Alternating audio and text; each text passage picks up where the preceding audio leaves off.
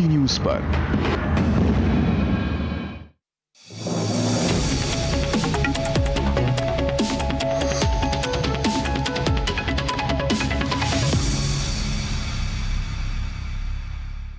नमस्कार, स्वागत है आप सभी का डीडी न्यूज के इस खास बुलेटिन एक्सप्रेस 100 में, जहां हम आपके लिए लेकर आते हैं राजनीति, मनोरंजन, देश, दुनिया, खेल और व्यापार जगत की सभी बड़ी खबरों को एक्सप्रेस यानी कि फटाफट अंदाज में।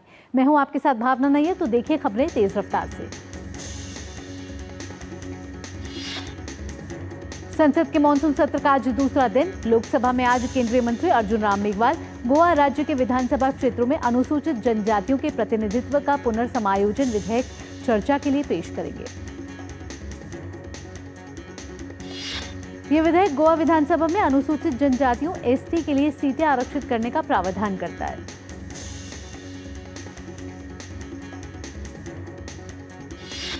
वहीं राज्यसभा में आज केंद्रीय मंत्री सर्बानंद सोनोवाल समुद्र द्वारा माल वाहन विधेयक चर्चा और पारित किए जाने के लिए पेश करेंगे। इस बिल को भी आज ही चर्चा के बाद पारित कराने की कोशिश होगी। इसके अलावा दोनों सदन में अन्य अहम विधायी कार्यों के साथ साथ प्रश्नकाल के दौरान कई अहम प्रश्न पूछे जाएंगे। वहीं मानसून सत्र का पहला दिन काफी हंगामेदार रहा। दोनों सदनों में विपक्षी दलों ने ऑपरेशन सिंदूर की मांग को लेकर हंगामा किया। सत्ता पक्ष की तरफ से बार बार कहा गया कि सरकारी नियमों के मुताबिक चर्चा को तैयार रही, लेकिन हंगामे जारी रहा, जिसके चलते दिन में बार बार स्थगन के बाद सदन की कार्यवाही दिन भर के लिए स्थगित हो गई। वहीं लोकसभा अध्यक्ष ओम बिरला ने सत्र के पहले ही दिन विपक्ष के इस व्यवहार पर नाराजगी जाहिर की। हालांकि नेता विपक्ष राहुल गांधी ने सदन के बाहर जाकर कहा कि उन्हें सदन में बोलने का मौका नहीं दिया गया। सरकार की ओर से राहुल के बयान पर करारा पलटवार किया गया। उधर राज्यसभा में भी सुबह से ही सदन में ऑपरेशन सिंदूर पर चर्चा की मांग की गई। इस मुद्दे पर सत्ता और विपक्ष के नोकझोंक के चलते सदन की कार्यवाही एक बार फिर स्थगित करनी पड़ी। कांग्रेस के सदस्यों ने सदन से बॉयकॉट भी किया। इस बीच लोकसभा की कार्य मंत्रणा समूह की बैठक में कई अहम विधेयकों पर सदन में चर्चा कराए जाने को लेकर सहमति बनी। वहीं ऑपरेशन सिंदूर पर लोकसभा में 16 घंटे चर्चा कराए जाने को लेकर भी सहमति बनी। उपराष्ट्रपति जगदीप धनखड़ ने सोमवार को अपने पद से इस्तीफा दे दिया। राष्ट्रपति द्रौपदी मुर्मू को भेजे गए इस्तीफे पत्र में उन्होंने स्वास्थ्य संबंधी समस्याएं बताई।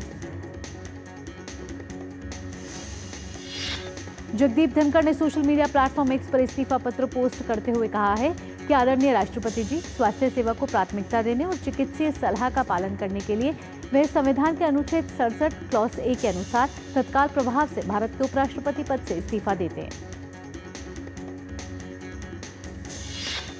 उन्होंने आगे लिखा कि प्रधानमंत्री का सहयोग और समर्थन अमूल्य रहा है और उन्होंने अपने कार्यकाल के दौरान बहुत कुछ सीखा है। संसद के सभी सदस्यों से उन्हें जो गर्मजोशी, विश्वास और स्नेह मिला है, वे हमेशा उनकी स्मृति में रहेगा। उपराष्ट्रपति निर्वाचित होने से पहले जगदीप धनखड़ पश्चिम बंगाल के राज्यपाल रहे।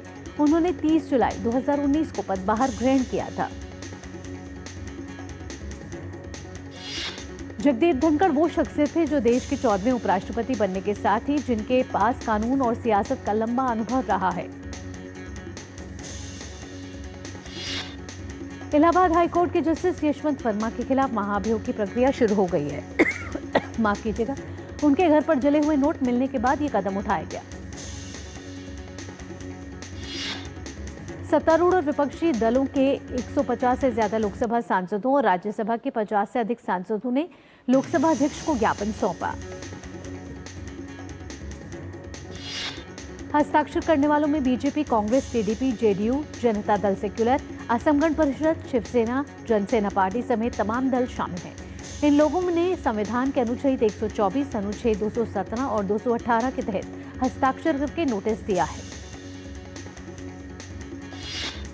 बिहार में विशेष गहन पुनरीक्षण के मामले में चुनाव आयोग ने सुप्रीम कोर्ट में जवाब दाखिल किया है। आयोग ने राजनीतिक दलों की ओर से दायर याचिका में लगाए गए आरोपों को सिरे से खारिज किया है।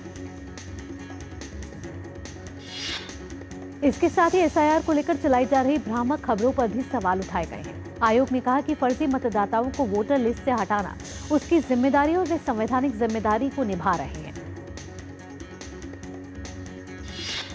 राष्ट्रपति द्रौपदी मुर्मू आज भारत स्काउट्स एंड गाइड्स के स्काउट्स, गाइड्स, रोवर्स, रेंजर्स को प्रमाण पत्र प्रदान करेंगे। ये कार्यक्रम राष्ट्रपति भवन में आयोजित होगा।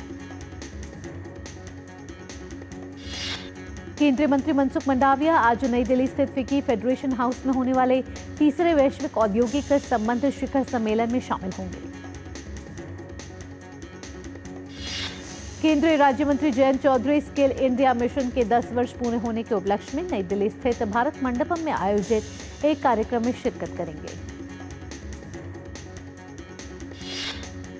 भारतीय अंतरिक्ष अनुसंधान संगठन यानी कि इसरो एक बार फिर स्पेस में नया कीर्तिमान रचने जा रहा है। दरअसल इसरो नासा के साथ मिलकर मानव इतिहास का सबसे ताकतवर सैटेलाइट प्रक्षेपित करने की तैयारी में है। इस मिशन को निसार का नाम दिया गया है। इसरो की ओर से दी गई जानकारी के मुताबिक निसार 30 जुलाई को शाम 5:40 पर सतीश धवन अंतरिक्ष केंद्र श्रीहरिकोटा से लॉन्च किया जाएगा।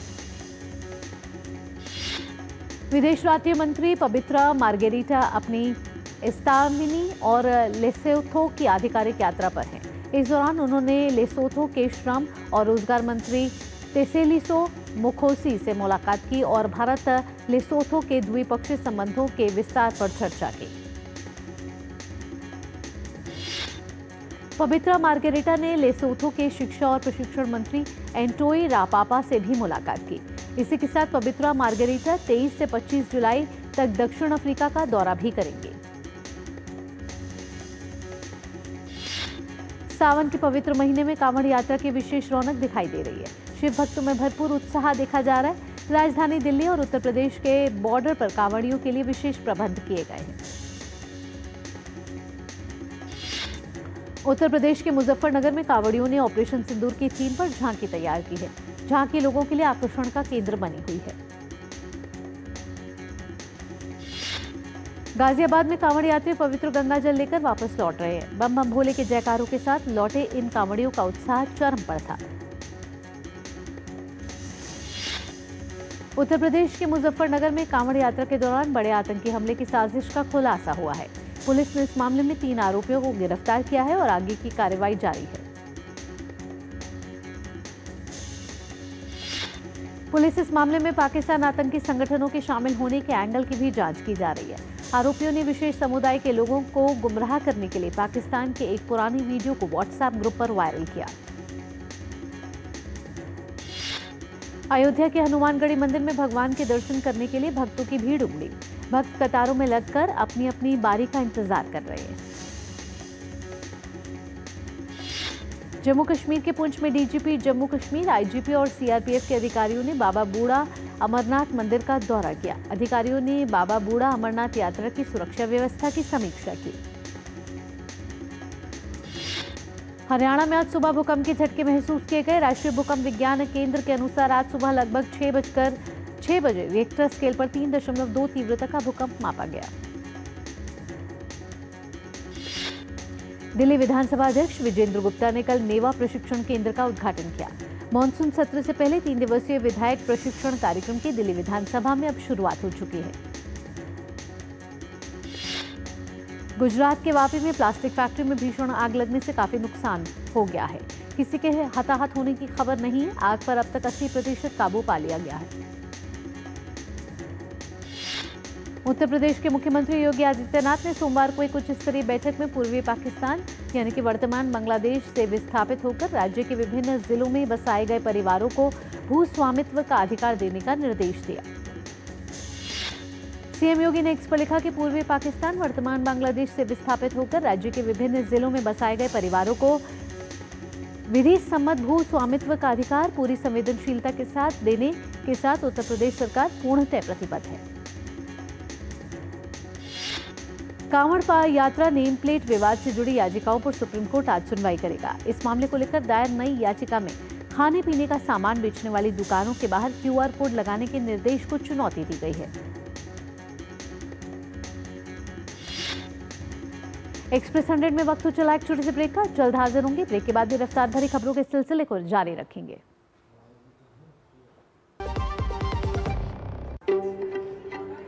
मिनट। क्या हुआ? अभी से इतना खर्चा करोगे तो मेरी पढ़ाई का क्या करोगे? तुमने पहले ही लाइफ इंश्योरेंस का चाइल्ड प्लान सोच रखा है, इसके लिए। बढ़िया है। सपनों को रखो सुरक्षित चाइल्ड प्लान के साथ। सबसे पहले लाइफ इंश्योरेंस। मेरी पसंद। मेरी पसंद। मेरी पसंद। मेरी पसंद। हमारी पसंद। हम सबकी पसंद। मजबूत देश का मजबूत सरिया हो गया स्टील। ब्रेक के बाद आपका स्वागत है। रफ्तार भरी खबरों के सिलसिले को बढ़ाते हैं आगे। डेरा सच्चा सौदा प्रमुख गुरमीत राम रहीम के खिलाफ पंजाब सरकार की याचिका पर सुप्रीम कोर्ट सुनवाई करेगा। पंजाब हरियाणा हाईकोर्ट ने मार्च में गुरमीत राम रहीम के खिलाफ बरगाड़ी में श्री गुरु ग्रंथ साहिब की बेअदबी के आरोप में 3 मामलों में चल रहे ट्रायल पर रोक लगा दी थी। बसों की ओवरलोडिंग के खिलाफ दायर याचिका पर सुप्रीम कोर्ट सुनवाई करेगा। याचिका में ओवरलोडिंग से लोगों के जीवन को हो रहे खतरे का आधार बनाया गया है। साथ ही बसों में सामान की ढुलाई से सरकार को हो रहे राजस्व के नुकसान का भी हवाला दिया गया है।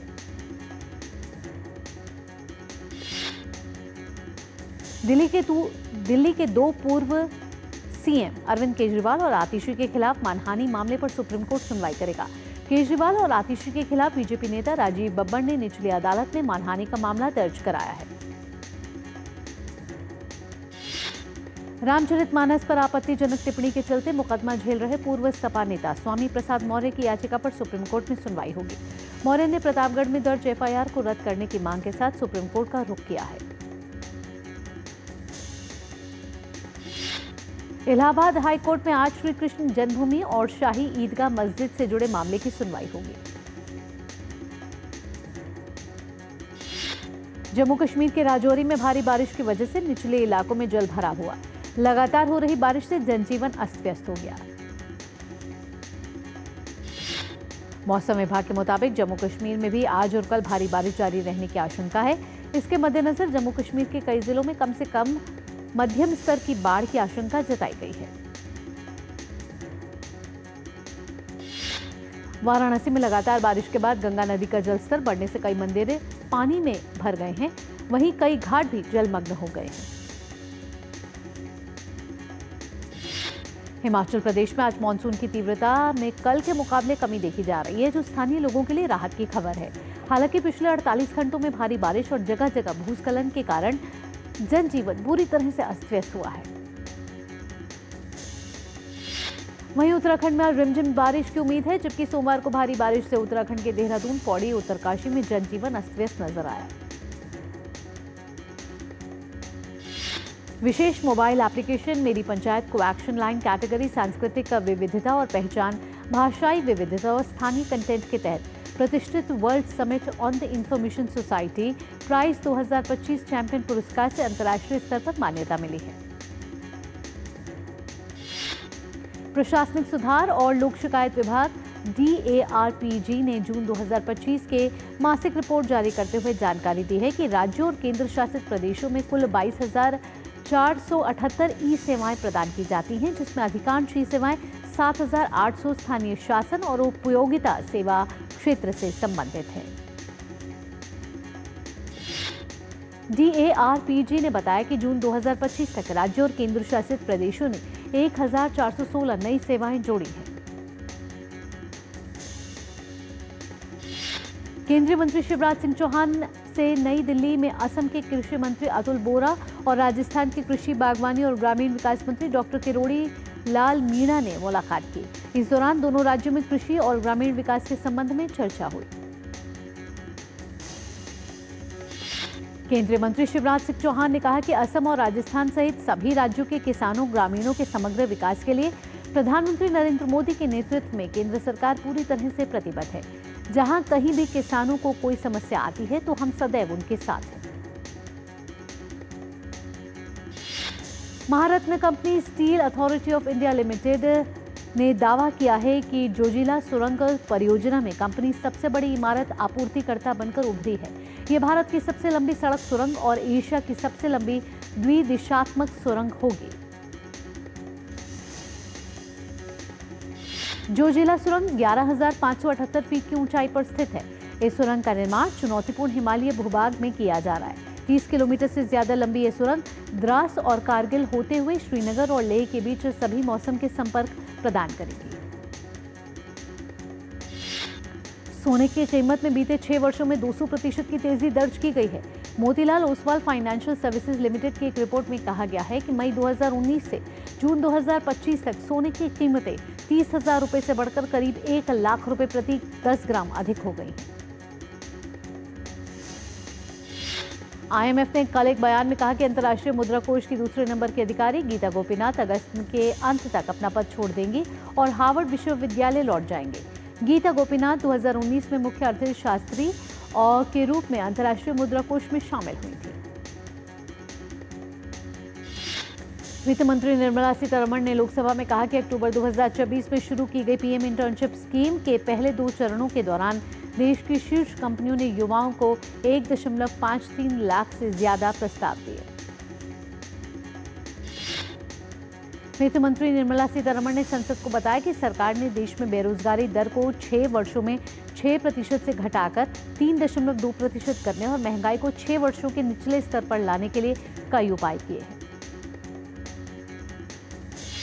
चालू सीजन में खरीफ फसलों की बुआई का रकबा इस साल अब तक बढ़कर 708.31 लाख हेक्टेयर हो गया है, जबकि पिछले साल इसी अवधि में यह रकबा 580.38 लाख हेक्टेयर था। बुवाई के रकबे में वृद्धि अधिक उत्पादन के लिए शुभ संकेत है, जिससे किसानों की आय में वृद्धि होगी और खाद्य मुद्रास्फीति को नियंत्रित रखने में भी मदद मिलेगी। भारतीय स्टेट बैंक ने अपने इक्विटी शेयरों के योग्य संस्थागत प्लेसमेंट QIP के सफल समापन की घोषणा की, जिससे 25,000 करोड़ रुपए जुटाए गए। इक्विटी शेयरों की कीमत 811.0 रुपए प्रति शेयर के न्यूनतम मूल्य से अधिक रखी गई।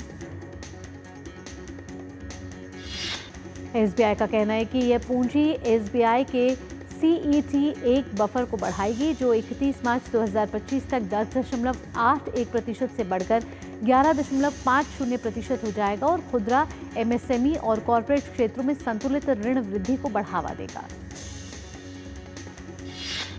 भारतीय जीवन बीमा निगम ने ग्रामीण क्षेत्रों में अपनी बीमा सखी योजना को बढ़ावा देने के लिए ग्रामीण विकास मंत्रालय के साथ एक समझौता ज्ञापन किया।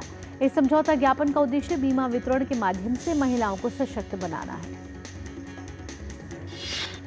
भारत में उद्यम पूंजी निवेश वर्ष 2025 की दूसरी तिमाही में 355 सौदों के साथ 3.5 अरब अमेरिकी डॉलर तक पहुंचा।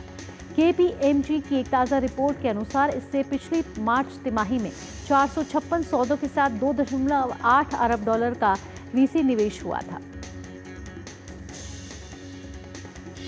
कर्मचारी भविष्य निधि संगठन ने इस वर्ष मई में 20.06 लाख सदस्यों का नेट एडमिशन दर्ज किया, जो अप्रैल 2018 में पेरोल डेटा ट्रैकिंग शुरू होने के बाद अब तक की सबसे अधिक वृद्धि है। 8 प्रमुख उद्योगों ICI का संयुक्त सूचकांक जून महीने में पिछले वर्ष इसी महीने की तुलना में 1.7% बढ़ा है। स्टील, सीमेंट और रिफाइनरी प्रोडक्ट के उत्पादन में पिछले महीने सकारात्मक वृद्धि दर्ज की गई है। वित्त वर्ष 2026 की पहली तिमाही में महिंद्रा लॉजिस्टिक्स का घाटा बढ़कर 9.44 करोड़ रुपए हो गया है, जो कि पिछली छमाही में 5.29 करोड़ रुपए पर था। सरकार ने सार्वजनिक क्षेत्र के उपक्रमों और निजी क्षेत्र के लिए 24 जनवरी 2024 को कोयला और लिग्नाइट गैसीकरण परियोजनाओं को बढ़ावा देने के लिए 8,500 करोड़ रुपए के परिव्यय के साथ एक प्रोत्साहन योजना को मंजूरी दी।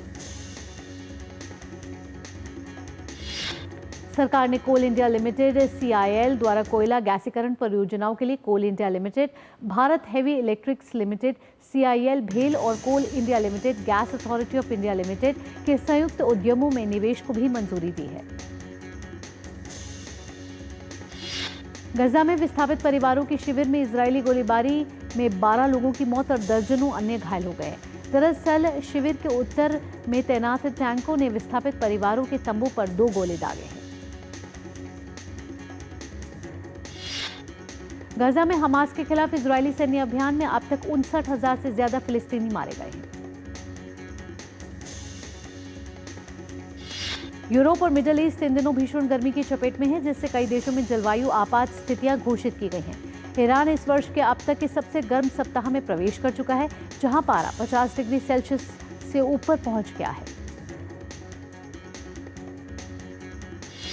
उत्तरी अफ्रीका से गर्म हवाओं ने क्षेत्र में हीट चेंबर बना दिया है। इस कारण तापमान सामान्य औसत से 10 डिग्री अधिक दर्ज हो रहा है। इस सप्ताह औसतन अधिकतम तापमान 38 डिग्री तक पहुंच सकता है, जबकि कुछ क्षेत्रों में यह 44 डिग्री तक जा सकता है।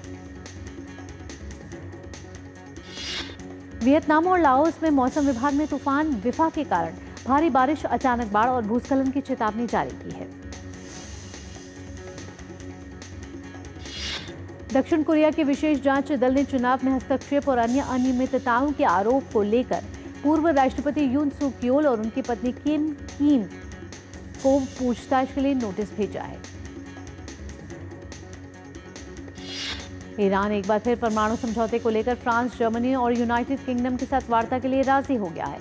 अब ये वार्ता 25 जुलाई को इस्तांबुल में होगी। परमाणु संयंत्रों पर हमले के बावजूद ईरान ने परमाणु कार्यक्रम को रोकने से इनकार किया है।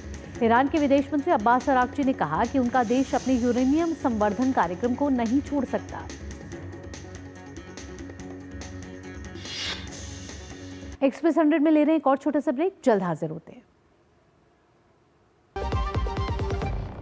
अब क्या देख रहे हो पापा? तुम कहते हो ना कि स्टॉक मार्केट में बहुत सोच समझकर इन्वेस्ट करना चाहिए। बस थोड़ा सा ज्ञान ले रहा हूँ। किससे? हर एक स्टॉक्स एक्सपर्ट है, मस्त एजुकेशनल वीडियोस बनाता है और अच्छी इन्वेस्टमेंट की टिप्स भी देता है। पापा इन वीडियोस पे ना जाएं, अपना रिसर्च खुद करें या सेबी रजिस्टर्ड इन्वेस्टमेंट एडवाइजर से संपर्क करें। एजुकेशन के नाम पर कुछ इन्फ्लुएंसर्स अक्सर इन्वेस्टर को मिसगाइड करते हैं, नुकसान आपका होगा। सोच कर, समझ कर, इन्वेस्ट कर। वाह यार, क्या सही हुआ।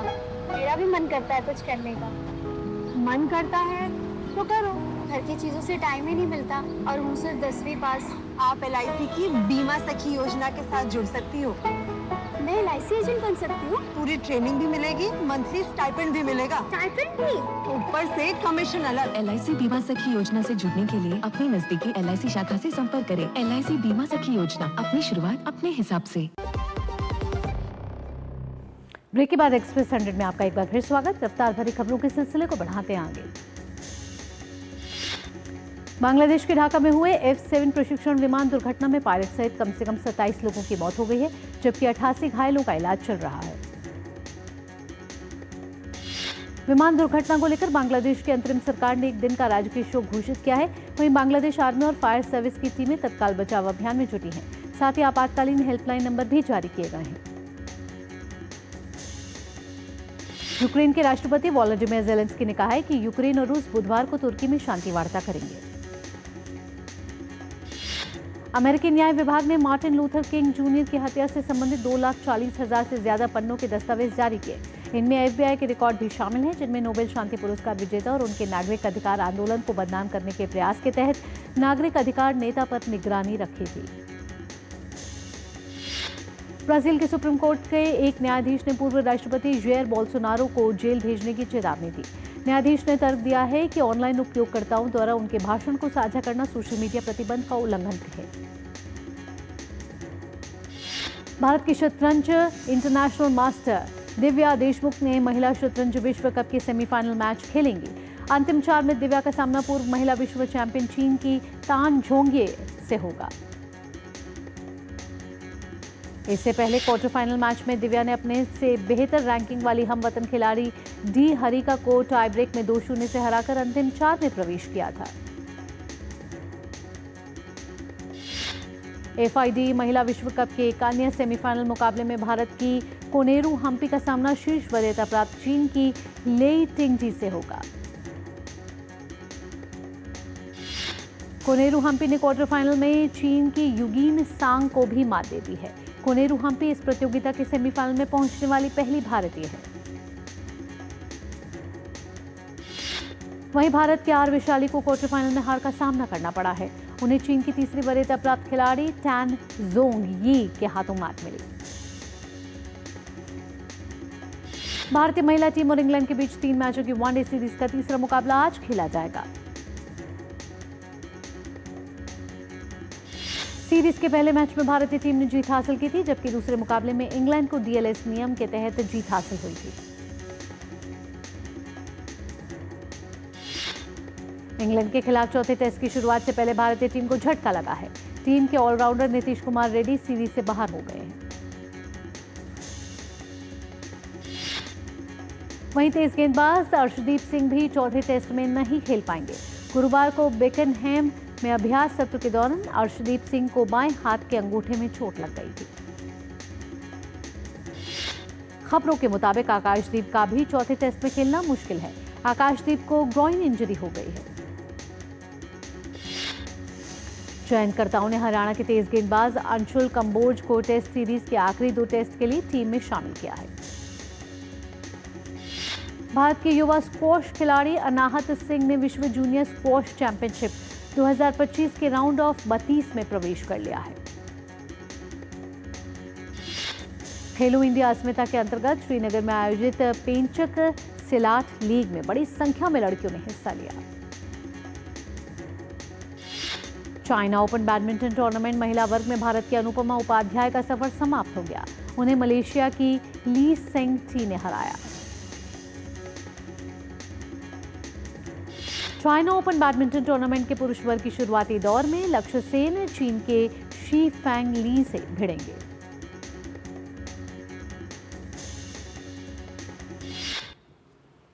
इसी के साथ एक्सप्रेस 100 में फिलहाल इतना ही। देश और दुनिया की बाकी खबरों के लिए आप जुड़े रहिए डीडी न्यूज के साथ। मुझे दीजिए अनुमति। नमस्कार।